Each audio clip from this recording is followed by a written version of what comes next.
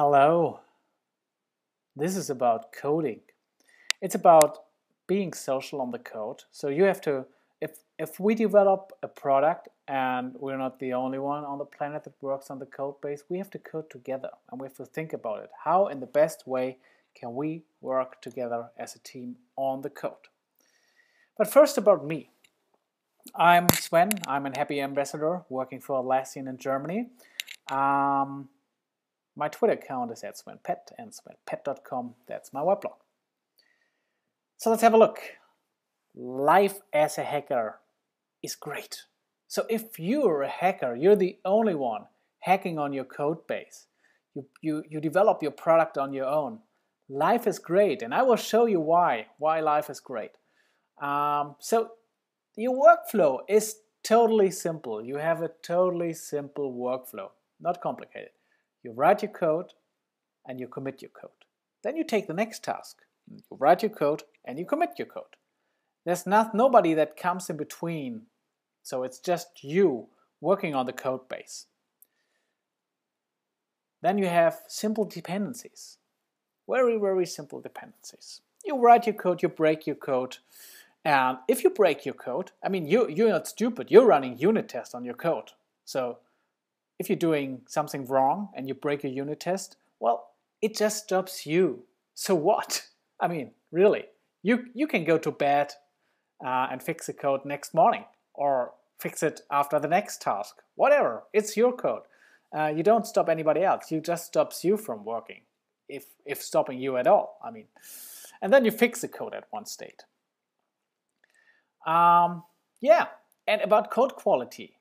Well, that's also an easy thing. I mean, you're the only one writing the code, so you must like your code. It's your code, and you think it's great code. It's so good, the best thing on earth. That's your code. You like your code. So code quality is always good.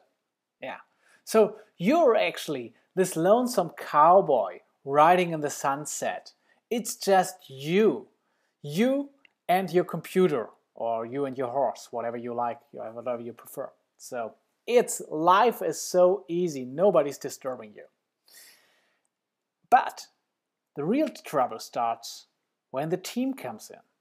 So when you're not the only one working on the code, what can you do? Oh man, I have to work together. Yeah, it scales better. I mean, the product got sold very, very good, so you have to scale a little bit. So you have to hire new programmers. So now you're working with a team on the code. Wow, let's have a look. How does life as a team coder look like instead of life as a hacker? Well, the workflow is a little bit more complicated. You have multiple changes. You write your code and you're not just committing your code. Well, that's the best. The best solution is, of course, just committing the code. But you merge the code. You merge the code together. And sometimes you get merge conflicts. So somebody else has changed something about the code you changed. So you have to change your code in order to merge it in the right way, to make the code make sense. So you have multiple changes. It's a little bit more complicated. And you're gonna rely on each other. You write the code, and if you break the code, it's not only just stopping you, well, it fucking stops the whole team. So really, if somebody commits new code, nobody knows if this code will also break things, because it's already broken. The build is already broken, so it stops the team from doing. So actually what you have to do is to fix code fast. You cannot wait. You have to, if you break the code, you have to fix it fast. Yeah, that's how it goes. And let's have a look at the code quality. Code quality, also here, you write the code and you need to review the code. So a lot of people are working on the code base, so you want to get that reviewed. And then you get a lot of opinions. Well, it's better if you do this and do this. So you get a lot of opinions around how the code should be looking better. Well, in a nutshell, it's not just your code anymore. It's your team's code. Everybody's owning the code. Everybody is working on the same code base. So somehow we need to find a good way how we can code together. And sure, you can get some help, and I will tell you now how you get help. So I divided this into 3 sections. So one section is we actually have to bring the code from multiple places together in the one and only master branch or a trunk or whatever you call this. One really where the truth lies, where you get deploy your product from. So you have to bring your code together. Then you want to share your code with others. You need a possibility to make it possible to share your code with some other people, with other teammates, and discuss about it. And then you probably also want to protect your code against interns who committing code just on your master branch. You don't want to do that. So let's talk about this later. But let's start with bringing the code together. We want to bring the code together. So let me tell you one thing. Branching is a cool thing. I mean, it's just the technology like Subversion or CVS that is fucked up. Branching is a cool concept. You branch your code base, so you make a copy of your code base and work on that branch until your task is finished. Nobody is disturbing you. You're a lonesome coder on this branch, and then you can merge the changes back. So branching is a cool concept. It's really great. It's a great concept.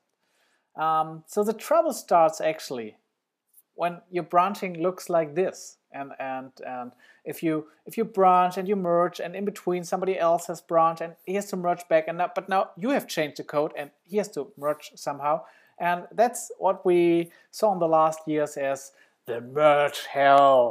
Oh my God, we have to merge, and this is quite hard with repositories, version control systems like Subversion or CVS. And I call this just here the merge fear disease. And here are some symptoms of this disease you have. If you look like this and somebody says, oh, branching or merging, oh my God, and if you look like this, you might have the merge fear disease. So if you're afraid that the build will fail when you merge back and say, oh, now I commit and I wait until the build is through. Yes, everything are merged and everything is great, everything is good. Wow, ooh, I'm afraid. Then you're a little bit afraid that the build will fail. So this is some merge fear disease you have. Another symptom is that you wait until the code is done. You don't want to merge back because you could break things, or you could get into the merge hell, and then you work again, and then you merge again. You have to do it multiple steps, get into this merge hell. So you wait until your code is really done. But what happens then is another symptom of the merge fear disease. It's everybody stops to work until the merge is done. You know that? I mean, hands off the keyboard, guys. We have to merge a big branch into our master branch or main trunk. So nobody is allowed now to commit some changes until we resolved all these issues we have with this merging this big branch into our master. So how can we come over this merge fear disease? Well, as I said, branching is cool, and we should use branching, and we should use a branch for every task. Heavily branch, more heavily. So each task you have on your Scrum board, you should create a branch for that. And a branch should not live more than 2 days. Then you can overview the changes, and the merging is not that hard. If it's just a little change, just a task, the merging is not that hard. So 2 days approximately, then you should merge it back. This should be your maximum task size. So branches have a short life. That's one thing. And another thing is you should consider using DVCS, because DVCS rocks really with merging. It's baked into this version control systems like Git and Mercurial. And that's not the only advantage you get when using DVCS. It's not just the merging experience is much better in this version control system. There are many other things, like you can work on planes because you have the whole history here. All the stuff you can do. So you get another lot of benefits with that. But another merge fear disease was a symptom of this merge fear disease was, will the build fail if I merge now? And I've done it a lot of time where I said, okay, I'm just merging in now. I'm just merging the code, and then the build runs. I said, oh, hopefully it runs through, and said, yay, it runs, great. But this shouldn't come as a surprise. You shouldn't really stop the rest of the team just by hoping that the build will fail and by just thinking, I'm pretty confident that the build will not fail. You should find out before you merge back your code. So let's have a look at what we have at Atlassian. So we're using Bamboo, our continuous integration servers, to continuously run builds on our branches. And this is the cool thing about Bamboo. If you create a branch, it automatically copies the plan over. And this is what we call plan branches. So planning branches are the plan we have on that master branch is just copied over automatically on the task branch we're creating. So we don't have to care about that. It's just making it automatically. So if I commit on the task branch now, it automatically builds. So I know the code is running on the branch. But actually, what I'm missing here is I don't know if the code is running when I merge back. But this is what I want to find out. And this is also what you can do with Bamboo. So I can actually run a virtual commit. So if I'm committing now this code into the master branch, I can see that. I can see that what happens if the build will fail. It merges the build virtually, the code virtually, and then runs the build on depend on that. And this is really cool. This is cool stuff. So I'm not afraid anymore that the build will fail. So I'm a pretty happy coder because of Bamboo. I'm not afraid anymore. So this was bringing the code together. And now I want to tell you some things about sharing the code. We want to share our code bases, share our code with others. So a disease looks like this. If you have such a team member, maybe he doesn't look like this, but somebody who says, if you say, oh, I'm taking this task, and he says, oh, I've written that code on that in the code base. It's faster when I just fix it. Or he says, no, I can't tell you how this works. It's too complicated, man. You're too young for understanding this. And if I explain this, it will take 2 hours and I can fix it in 10 minutes. Right? So let me just do the fix. Or he says, hey, guy, you must understand this. This is a very sensitive area and you can easily break things. So I'm taking this job and I won't tell you how to fix it. But I'm just doing it. It's way faster if I do it. You will just break things and then we have to find out and get in all this mess. So let just me fix it. Have you ever seen this team member, or do you have this on your team? Well, basically what he's saying is, oh, I want to protect my job. But actually, if you have such a team member in your team, what can you do? Well, my advice is to fire him. If you don't want to collaborate with you together on code, fire him. What you want to do is you want to discuss your code changes, and not just because you want to learn. You want to share the code base. You want to learn more. You can also learn from each other. If somebody uses a great library you didn't know of and said, oh, how does that work? And you say, oh wow, cool, I didn't know that. Or I didn't know that language feature, that this exists, or this method on this object. I didn't know that this exists, that I can call it just like this. So you learn a lot. And it's of course also for better quality. If you review your code, your quality of your code gets better. But it's not just the code that gets better. It's also you feel better. you are the developer that feels better. It's not just you that have seen the changes and said, oh, I hope this works. No, somebody else, maybe a senior developer, a little bit older, that is working on the code, has seen and said, yeah, that will work, that looks good, your code changes look good. So you feel a little better. You're not the only one responsible for that code. So you actually want to discuss your code changes before they get merged. I mean, if you merge it in, yeah, they are merged already, and then you can discuss it. But you want to keep your master branch clean. You want to have it really good. Your master branch really good, and you want to discuss the changes before they get merged. How do you do that? Well, actually, if you're using Git, you can use pull request in Stash, and pull requests it's a very, very great concept about merging the code and discuss the changes before you got them merged into your code base. So here's how pull request works. You create a pull request. So you have finished your task and say, okay, now it's done. So I want to merge that back, but before I merge it back, I want to have a discussion about that. So you create just a pull request. And then you invite some reviewers, some teammates that's working on the same project and understands the code base, and ask them, can you please review your code? And they can jump into it. So they can discuss the code, discuss the changes, say, okay, I would use another variable name here, or whatever, just discussing the code base. And then they can approve the pull request. They can say, okay, now it's good. Now I just approve the pull request.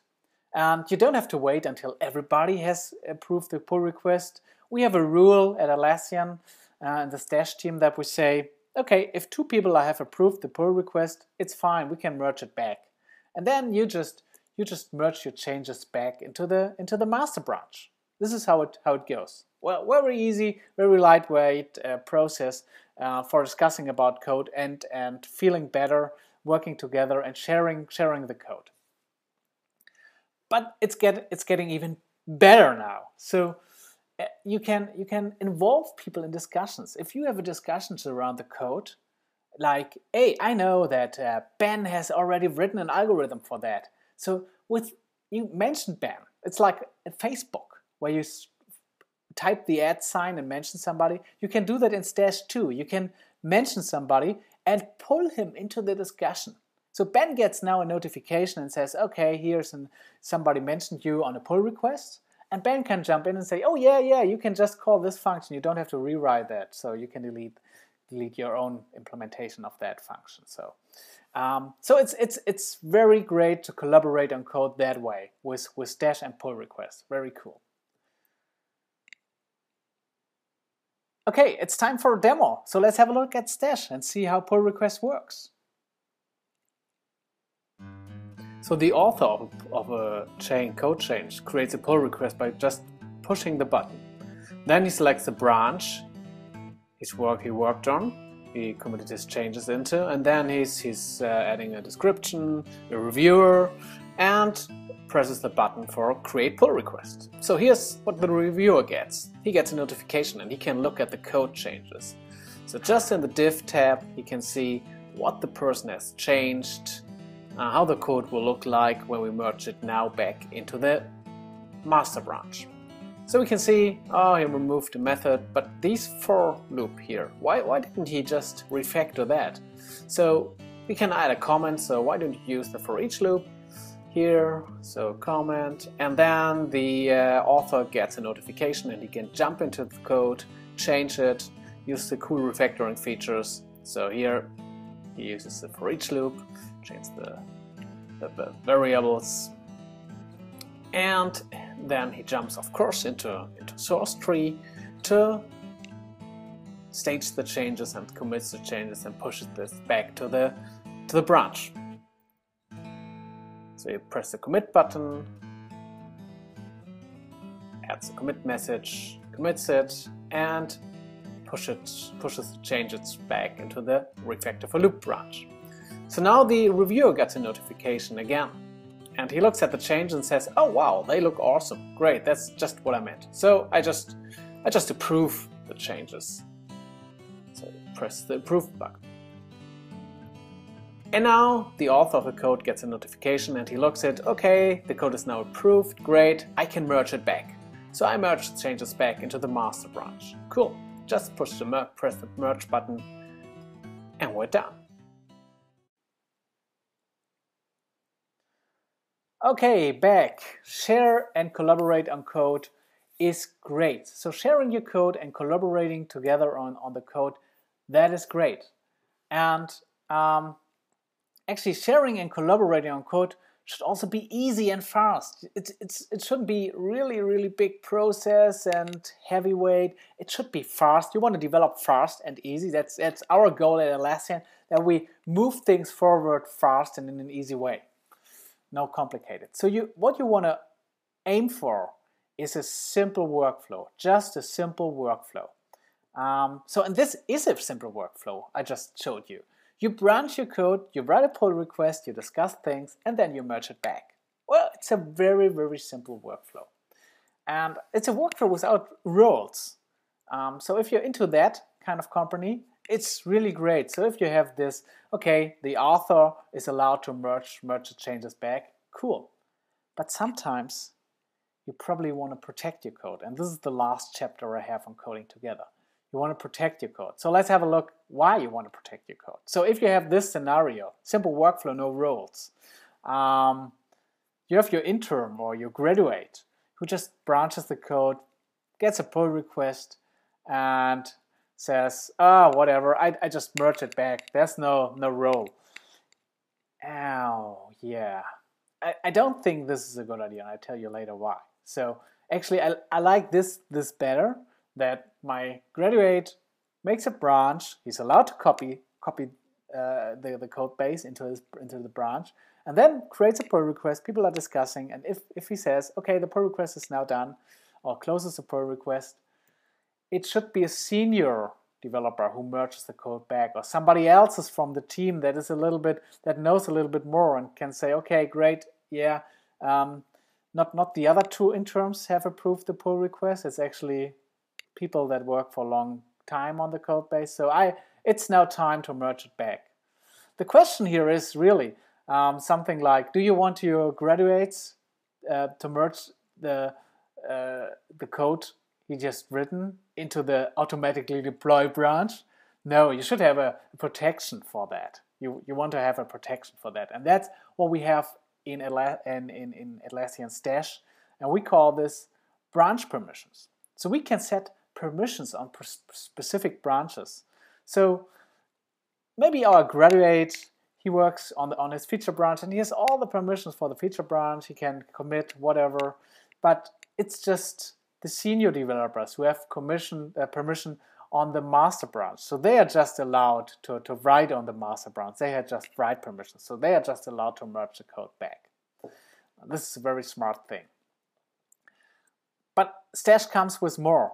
Stash comes also with project permissions. So if you have an external developer, involve him into your code base, you don't want to give him access to all your projects, to all your repositories. You want to pick the project he's working on and just allow him to work on, look at code, work on code, see how the project is going on the project you allow him to work on. So you get project permissions, and you can even connect your Stash instance to your LDAP system and get all the users in from there. So this is also very cool. At the end of the day, if you all want to do this permission thing, it's always a question between dev speed and security. The more you pull the knob over to security, the less dev speed you will have. The more you turn on the dev speed thing and allow everybody to commit code, and well, then you can go very fast, but you lose a little bit of security. So it depends on your company, your product you're developing, how much dev speed, if you want to move more to dev speed or more to security. The last thing I want to talk about with protecting your code base is this one. And it's not really protecting your code base. It's the repo guard. And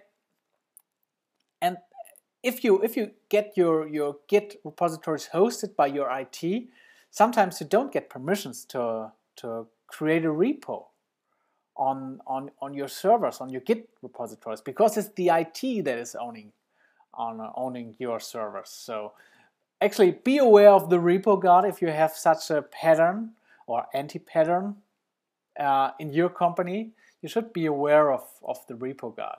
So if you have the question, you have to ask your IT administrators, oh, can I get a new repository, please? And your IT administrator is looking at this. Oh yeah, sure, I'll do it in 3 days. Well, you should use Stash for that, because Stash can help you there. Stash has just a button for creating a repository. So it's very easy to create a repository. You don't have to ask your admins for doing that. So this is it, coding together. You wanna bring your code together. You wanna talk about code, and you need some kind of protection, but not too much. Thank you very much for listening, and yeah, be social and think about how you can better code together. Thanks.